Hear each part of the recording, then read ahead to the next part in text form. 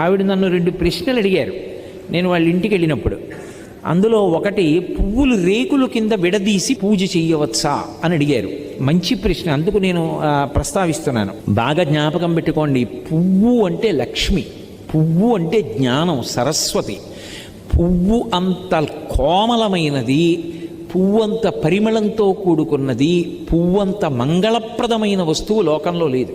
అందులో ఎర్రటి పువ్వు కానీ నేల మీద పడి ఉందనుకోండి, ఎవరైనా సరే దాన్ని తీసేయాలి ముందు, అది కింద ఉండకూడదు. ఎందుకో తెలుసా?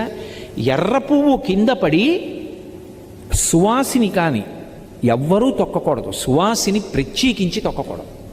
ఎందుకంటే అది సౌభాగ్య వస్తువు ఎర్ర పువ్వు. అందుకని వెనక ఎవరైనా తొక్కుతారేమోనని వెంటనే తీసేసి ఏ చెట్టు మొదట్లోనో పెట్టేయాలి. అంత పరమ పవిత్రమైనటువంటి పువ్వులు పూజ చేయడానికి నీ దగ్గర సరిపోయినన్ని లేకపోతే